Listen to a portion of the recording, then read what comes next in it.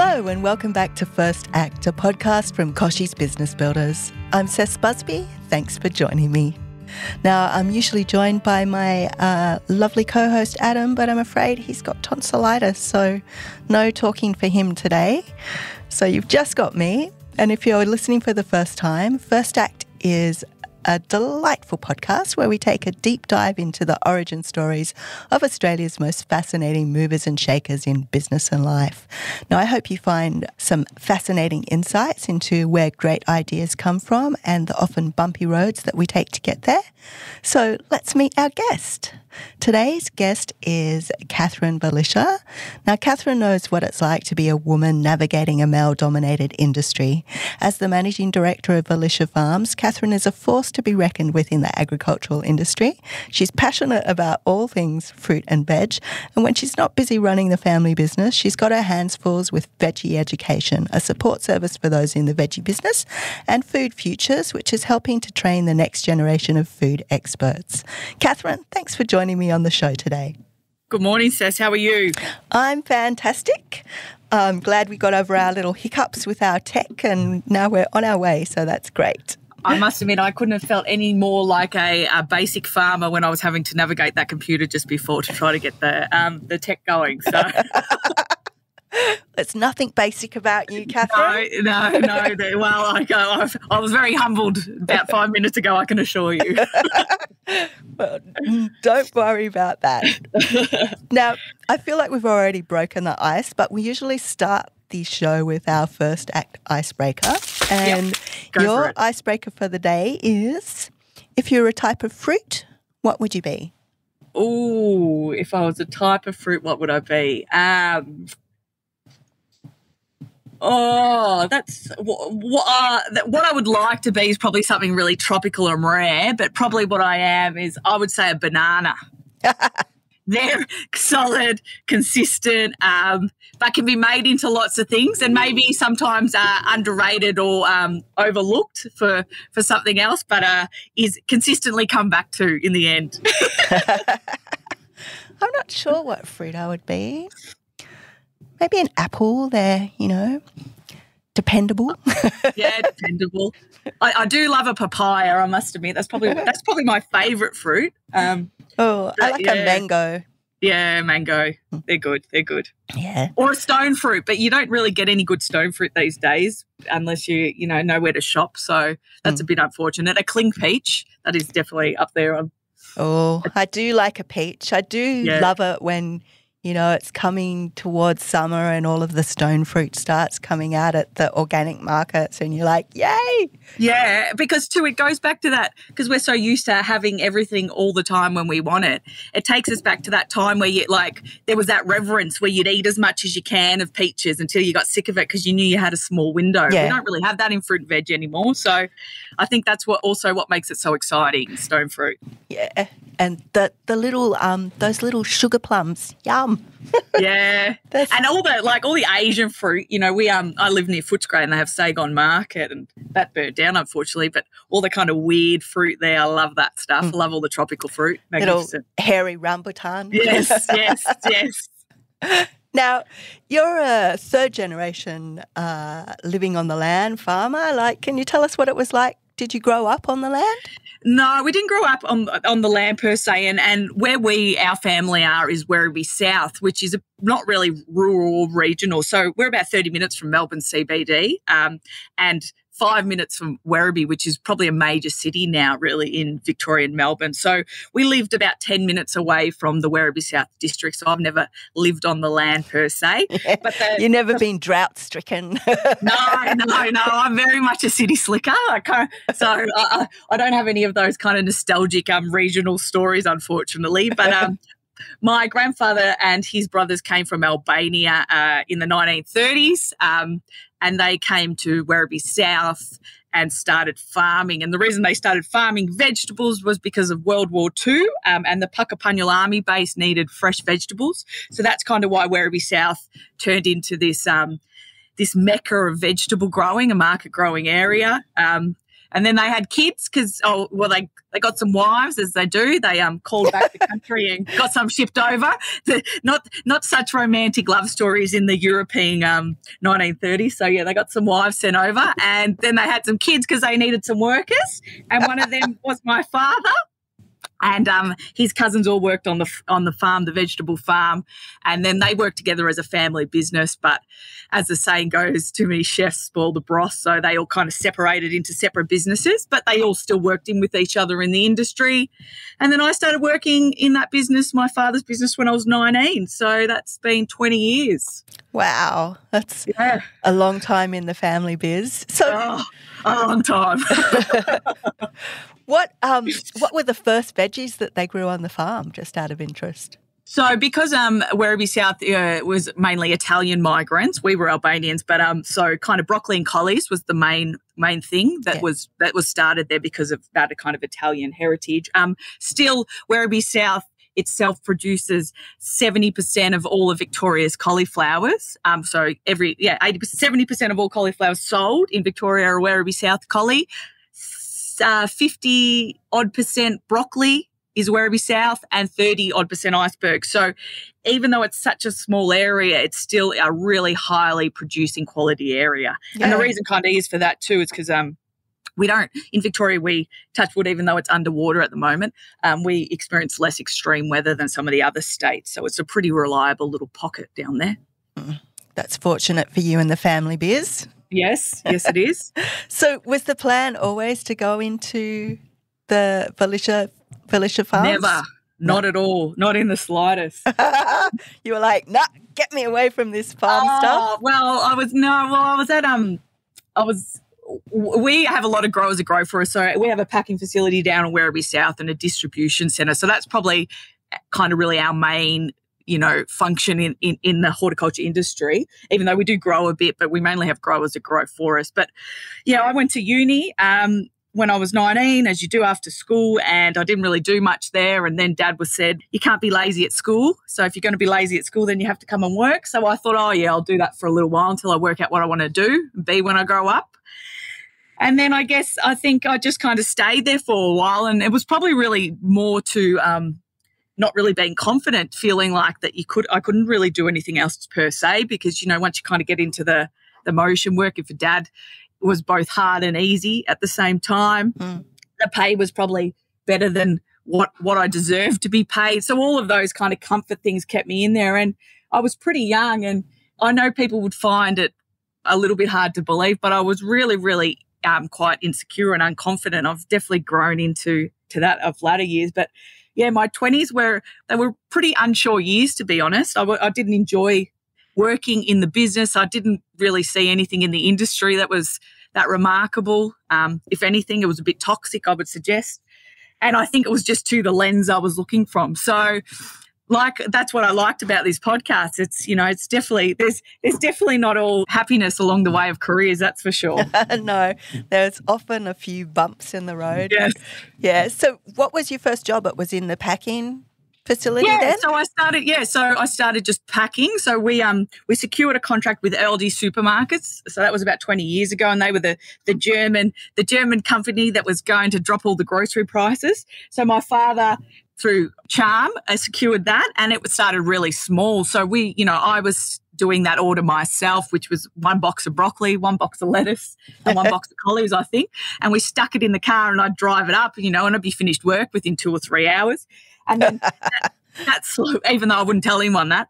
And then that slowly increased as Aldi grew, and now we do. So 20 years on, we do 3 or 4 truckloads of produce a day. So that just expanded. We went from 1 worker to 2 workers to 3 workers, and I kind of managed that process. But I think with the kind of horticulture and definitely with the migrant story, it's that sink or swim, and you don't really know what you're doing, and you're getting by. And I'm sure a lot of people in my early years under my charge wouldn't have suggested that I would be where I am today or the leader I am, nor would have I. So it really is, you don't really know what you're learning while you're learning it until you reflect backwards on the journey. Yeah. I guess. So was it really your dad's charm that got you into Aldi in that first I would have place? suggested 20 years ago. Yeah, like the business was very different then. Things have really kind of professionalised now in the horticulture industry. There's things like tenders now and there's strategies, and it's really quite an involved business. But 20 odd so years ago, it was very much a relationship kind of based business. There was lots of, you would do business with friends and family and stuff like that. I think what happened was one of the companies in New South Wales had secured the contract with Aldi there, and then they said that, work with Velisha's, that they've got secure supply. So that's kind of how that love affair started, and continues to this day. Aldi is still our biggest customer. So definitely our journey and our growth has been aligned to theirs as well. So we're very grateful for that. How is that journey for you? Like, you're kind of traveling side by side with this challenger brand that's got a fantastic reputation. Did that kind of spill over to you guys as well?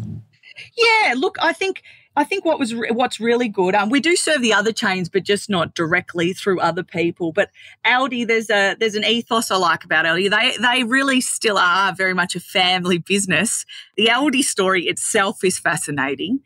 There was two brothers that started the Aldi business after the war too, and they, their motto was very much, and they still to this day have these bulk lines that they keep cheap. And then there was tension between the families, and a little bit of a direction, so they split the world in half. So there's two Aldi brands that are held, and one family owns one half of the world, and the other family owns the other half of the world. So it's still a family business to this day. And if you talk to the buyers and the leaders in Aldi's, they still very much say there's that legacy of it's not a it's very much a family business kind of in its ethos. So I think that suited us. And I've learnt so much being aligned to them. And I think there's the supermarket, there's plenty of things that I disagree with in our horticulture industry with the supermarkets and the monopolies and things like that. But I think Aldi have been a good force in that play. Yeah. Yeah, I would agree. Like, they're the first ones to kind of go environmental and sustainable, and you think about their impact on the environment. Yeah. They're a really interesting company. It's cool to be aligned to something so kitsch, I guess. Yeah. But we're not here to talk about Aldi. We're meant to be talking about you and Velisha and your journey. In keeping with that family business thing, we've had other guests who are part of family businesses, and it seems like there's always a bit of a tussle kind of going on. Would that be safe to say for you as well? No, well, I don't think there was a tussle per se, because I had no intention of taking over the business. To be perfectly honest, I was pretty disengaged for my career in my 20s. I never thought I'd have a career in horticulture. It was really just something I was doing until I found that thing that I wanted to do. So, so there wasn't a succession plan. You weren't like, Catherine's next in line, she's better step up. Not at all. So it was only Dad and me anyway. So what kind of happened was Dad had a business partner, and I was working in the packing shed, and he split with his business partner when I was about 25. So I had to then go into the wholesale markets in Footscray, and that's night work. So I was selling there at the night, and that's definitely a pretty rough and tough industry there. You definitely get your streetwise about you working in the wholesale fruit and vegetable market. There's not a lot of OH&S or WorkSafe HR practices going on there. Well, it wasn't in my day. And obviously working nights too, that was really isolating. I really hated that. It was, if anything, I probably went through a little bit of a depressional period, because I was just removed from my friends and, normal life. And then you're kind of stuck in this world. So I had full intention of leaving the business. I went and did a uni degree, a youth work degree, and that was also kind of the catalyst of I felt like I hadn't achieved enough. I underachieved with, And then when I went and did this degree, I think it was like twofold. It just, not only did I then have a choice not to be there anymore, and that was really freeing, but I also then kind of had my confidence build. And then I just saw what opportunity lay in this fabulous industry that I now wholeheartedly believe is the most important industry we've got, but also with the most opportunity for the most amount of people. So it's quite remarkable, you know, what a change in mindset can bring around. So yeah, that was it. That uni changed my life, education changed my life, and not through any skill it really gave me, but just through self-actualization and then my ability to move on from there. Mm. So you stepped into the role of managing director then. How did that change come about? Yeah, so my father was we had a market stall and we had the Werribee part, and I was in Werribee working, and Dad said he was getting ready to retire, and he thought that he would sell the market and come and start working out of Werribee South. And I thought, oh, well, I can't, I don't think that's where my next thing is doing, being that close there and being like that. So I gave my dad an ultimatum filled with love, saying it's either you or me, and that I'm more than happy for it to be you, but it won't be me. And he decided no way is it going to be him. So that's how I ended up buying the business off him. So again, it came from that unit, I would never have had the confidence to even have considered that before I'd gone on and done my own kind of degree. So I can't speak more highly on what education and not the learnings, but more so the freedom it gave me, like to prove to myself what I was able to achieve. And so it changed everything. So then I said, yeah, Dad, I'll take on the business. And there were some real fundamental quick changes that I made that I guess, you know, Dad in hindsight says, oh, you know, you told me to do this and I should have done that. Now you've done it. And you know, it's easy to criticize, but when you're in things and you're doing things, it's really hard. So I just made some real quick fundamental changes, which changed a lot of the things in Velisha Farms per se. And then that kind of led into the veg education journey, the new baby of the family, which is my pride and joy. So what kind of fundamental changes are we talking? Just real efficiency stuff. You know, Dad was a salesman. He loved to sell, and I guess our business was based around sales numbers, revenue, you know, moving stock, but not necessarily on business practices. And obviously too, being aligned to Aldi's, which is a very tightly run business, if your business isn't matched to that, it's very hard to kind of align with how they need. So I really was quite ruthless with my efficiencies. Personnel obviously changed through decisions of mine, but also just naturally changes, because when you change a culture so drastically and you change things change. And obviously some people probably thought it would be their worst nightmare working under me. So there was a big personnel change, which was really, I guess, great too, because it was then easier to change things as we went along. The other thing I was really proud of, I guess, in hindsight and fundamentally is really the heart of our business is we had a multicultural workforce that has worked at Velisha in the packing facility for, you know, probably 5, 6, 7 years. So I worked next to them. And what I didn't want to do is have these people that would be then with us for another 10 years but never be able to be promoted or moved anywhere, and I just kept hiring on top of them. But also I knew that they probably weren't up to the key roles that I needed them to be. So I sat down with that core group and told them the positions that I wanted to add into the business, the skill sets that were needed for that business, and that they would have the first opportunity to fill them if they were to then upskill and do all those things themselves. And to their credit, they did. I wanted to be honest about why they wouldn't be getting key roles in their current state, but giving them the opportunity, and they took that on full to their credit. And what we've got now is this kind of powerhouse of people who've worked together and built trust together and are all on a forward trajectory. So that was, I guess that was my master move, I think, in hindsight, because I've got this team of weapons now, really, that because I've put my trust in them and they've put their trust in me. So we've grown together. So it's pretty remarkable, really. And that's unique in our industry as well. There's not a lot of multicultural high leadership teams, which I think is to our detriment. Yeah, diversity and inclusion is so important no matter what sector you're in. I think everybody having diverse opinions, diverse voices in the room just makes for better business. Yeah, for sure. And I think what was really important too is that we've got representation on who our people on the ground are also in our leadership team. So that's really important, obviously. We've all experienced the unpredictability of the weather over the last few years. And poor farmers, that's just what I think, poor farmers. So how has it impacted you guys, and how have you managed the risks moving forward? Well, if anything, there's definitely been, obviously, it's been really, really hard from a operational point of view. But I think from a conversation point of view, it's actually been very timely and very important. So operationally, there's not much you can do. Like the Queensland floods, what can you do? We are lucky enough have a diverse growing base. So we do have growers around Australia. So we can manage that a little bit that way. But people who've just got things planted in one area, the most you can really do is make sure you've got money in the bank so you can ride the highs and the lows. So that's really important, to not just have a good year and then spend it the next year, because really you don't know what's coming. So that's generally the best businesses have been able to manage their cash flow.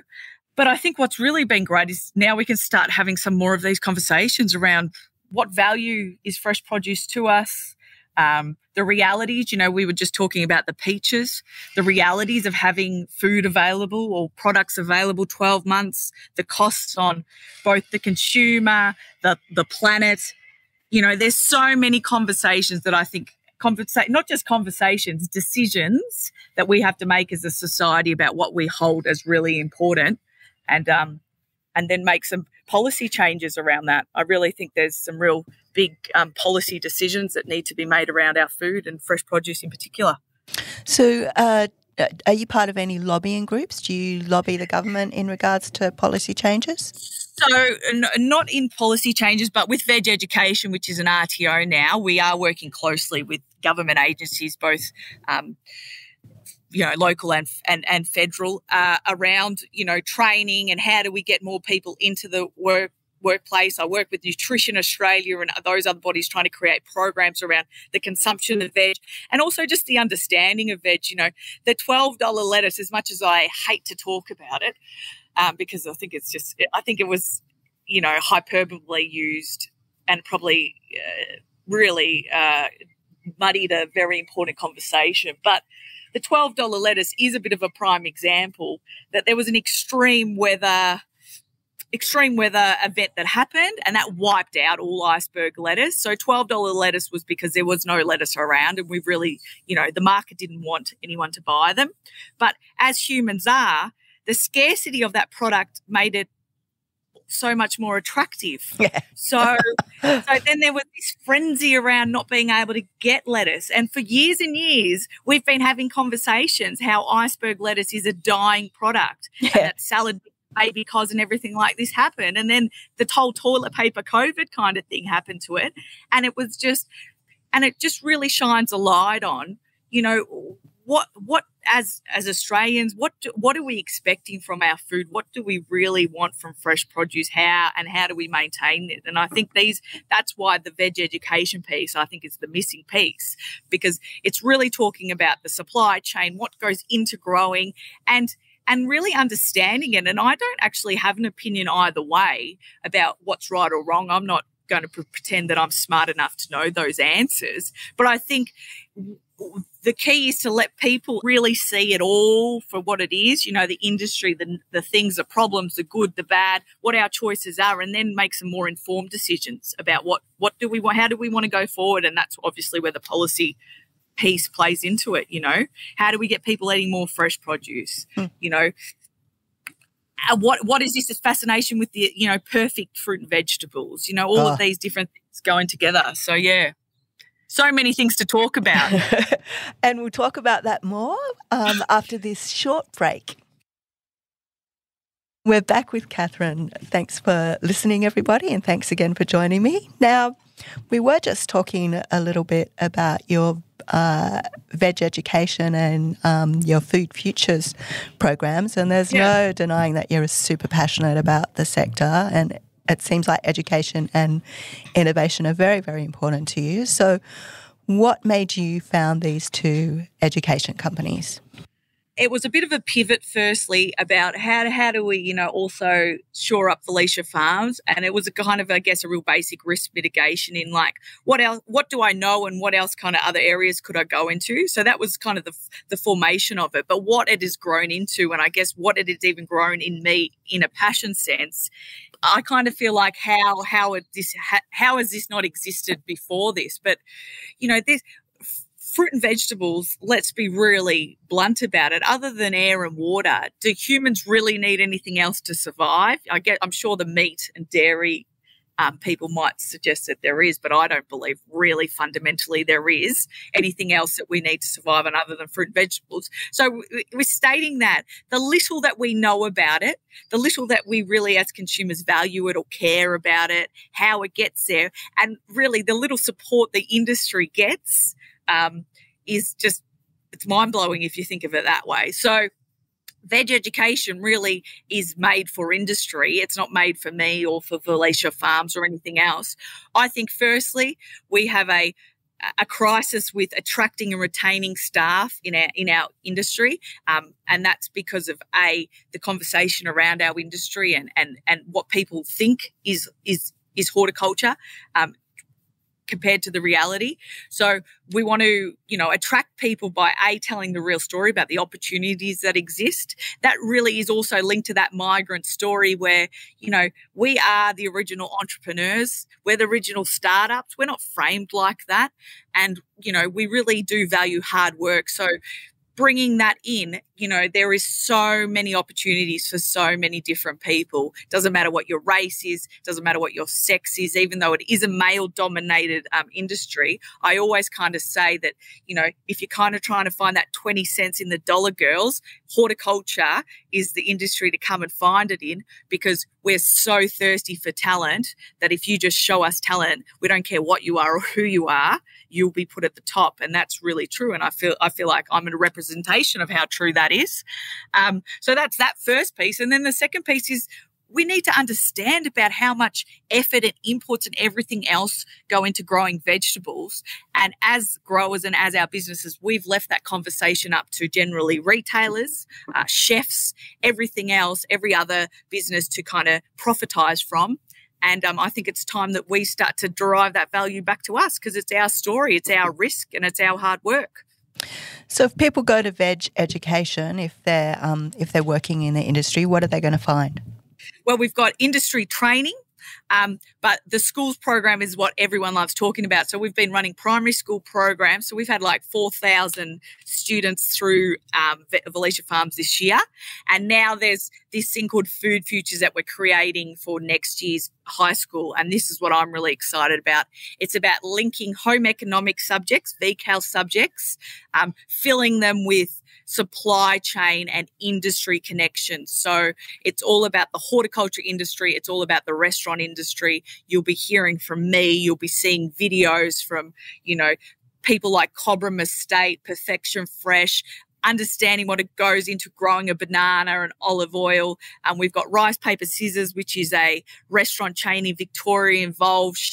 We've got Chef Noah. He's teaching us all the opportunities and things like that in each industry. So it's really a first of its kind where industry is taking education into students so they can really get to know what opportunities there are and really get to know the inside of what it is to be, in our exciting vibrant occupations. And does that lead to like kind of accreditation for if they want to study at TAFE or? Yeah, so it's Cert 2s. It leads to, Cert 2. So then, and there's also pathways into our businesses. But what it really does also, it arms you with some real understanding, some real skills that employers want.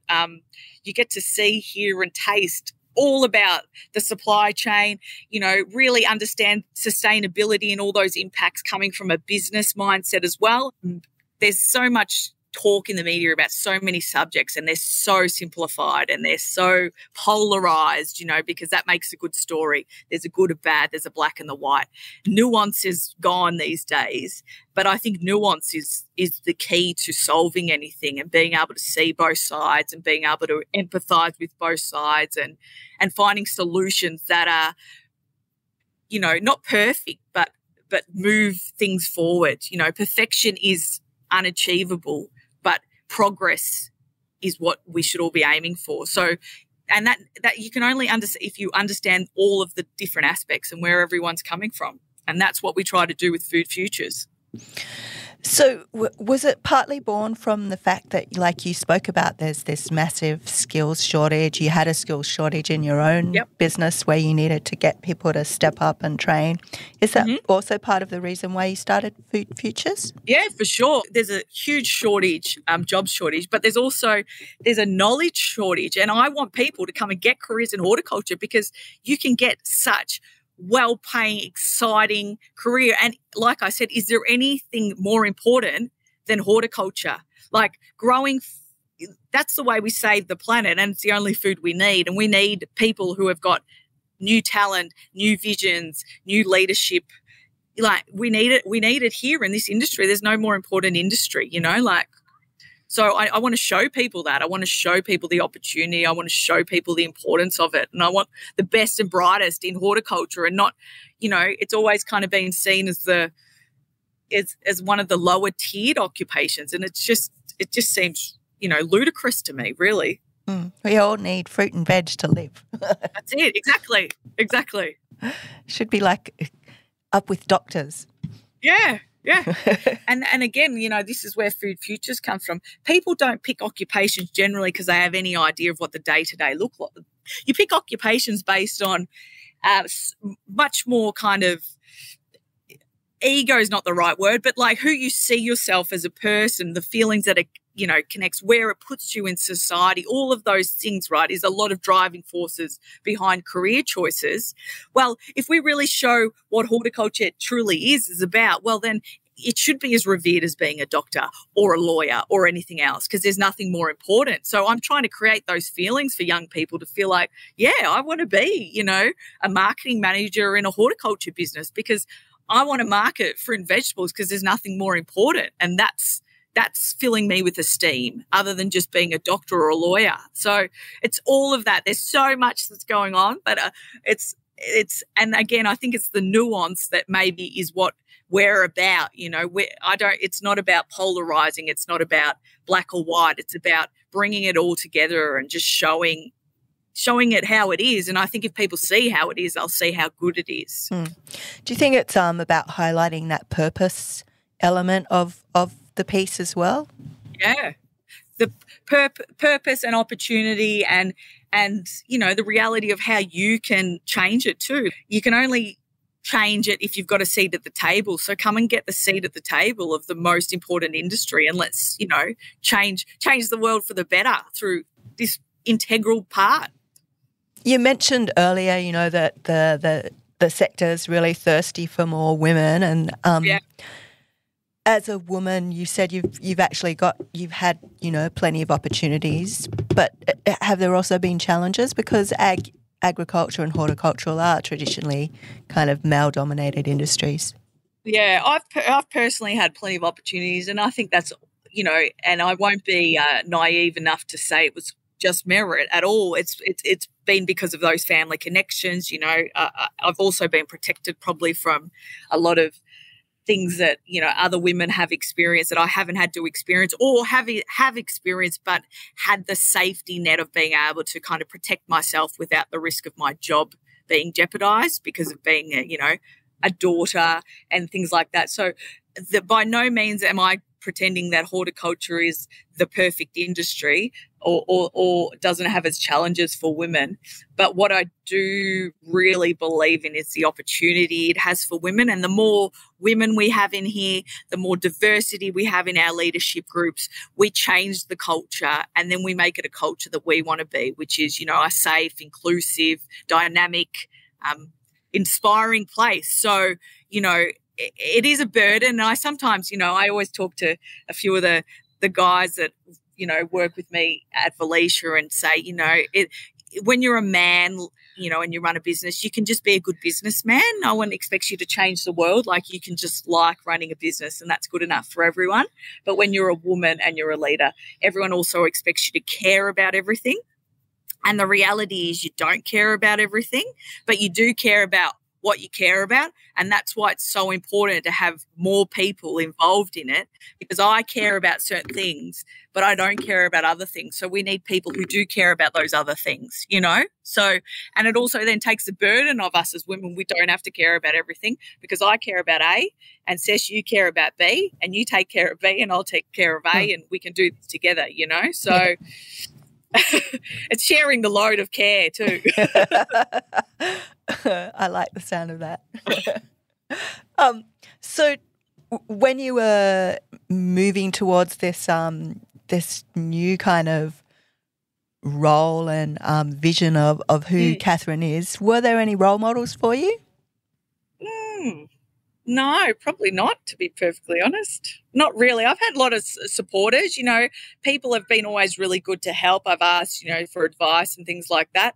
But in fairness, I think I've had a pretty kind of lonely journey per se, and I guess that's kind of what makes, and I think that is a bit of that migrant, you know, like I said, sink or swim.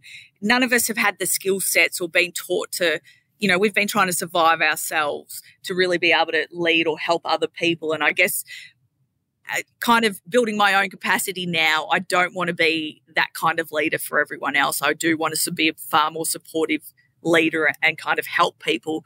But in saying that, I think kind of doing it alone has brought a lot of trauma, but a lot of strengths as well. So it's hard to really go back, you know, and say, oh, like there's a lot of things that I probably shouldn't have had to deal with or didn't deal with, but then it's probably given me so much capacity now. So I'm not sure if I would change it, if that makes sense. Yeah. So if you had to describe your kind of leadership style, what would it be? Direct.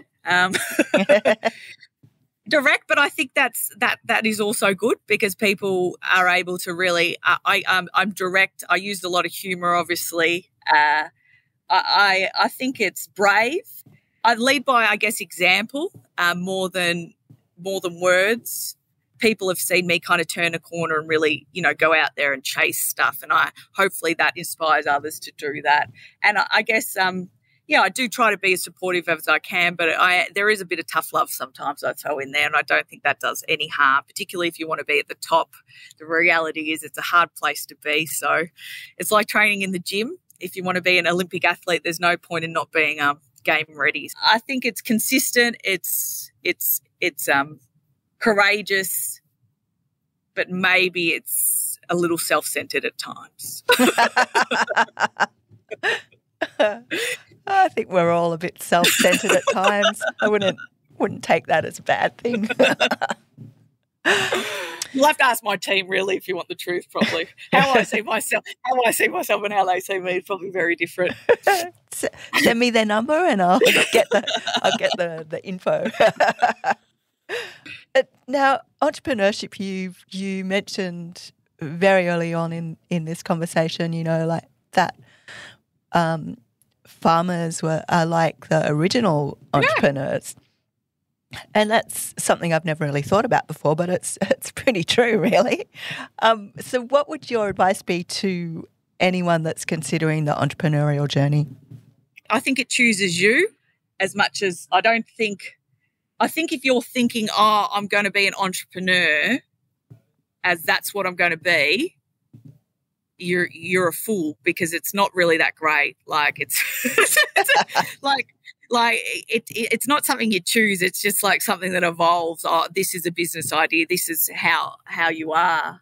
So it's not really, I don't think it's like a choice. And if you are choosing it externally and thinking I have to do A, B, and C to be an entrepreneur, then you're probably not an entrepreneur. You shouldn't be an entrepreneur, because it's hard work. It's hard work. The reality is, it's, you know, you're always on a knife's edge. You're always pushing into new frontiers that you don't know about. There's always risk on the line. There's always people to be let down. There's always yourself to be let down. I don't feel like I choose it. That's who I am. That's just, I have to keep moving forward and pushing forward. Like, I'm not satisfied. It's not what it looks like on TikTok, I can assure you. Well, that's not my experience. One day, Catherine. I haven't got a Bugatti and a Rolex driving around, that's for sure. So what about that risk element? You say it's kind of inherent in being an entrepreneur. How do you deal with that? Do you have to be prepared for some failures on the way and that's just a learning experience? Yeah, you do. I think that the key is to always have such a bigger picture that the failures aren't stops. They're just like you maneuver through them. Because if you just if you have so many failures and if they were the end, they would feel like the end, if that makes sense, if I'm articulating that correct. So it always has to be such a bigger thing. So it's just part of the walk. It's just you've tripped, but you just keep walking because the walk is so long. I think that's the key. It's a grind. It's just a grind. And I think that's the reality of it. You just keep walking and you keep doing it. And there's some real highs and there's some real excitement, but that's generally short-lived between the reality of, it's relentless. It's like my friend Tracy, she had a couple of kids and she said, it's just relentless. It just never stops. And I spend some time with her, and motherhood is relentless. For any mothers out there, I really do feel for you. It is relentless. But entrepreneurship is very much the same. It's just there all the time. You can't turn it off. What about if you're a mum and you're an entrepreneur? Oh, well, good. Double relentless. I don't know how you do it. Well, hats off to you. All right. I think that's all we've probably got time for today. Thank you so much for chatting with me, Catherine. No problem. Thank you. It was highly enjoyable. Now, if you want to learn more about Catherine and her journey at Velisha Farm, then head to velishafarms.com to find out more, or also head to veggieeducation.com if you want more tips on how to run your food-based businesses, or food.edu.au to find out more about training opportunities in the food sector. Thank you, Catherine. We've loved finding out about your first act. And thank you to all our listeners for joining us for another episode of First Act. Bye.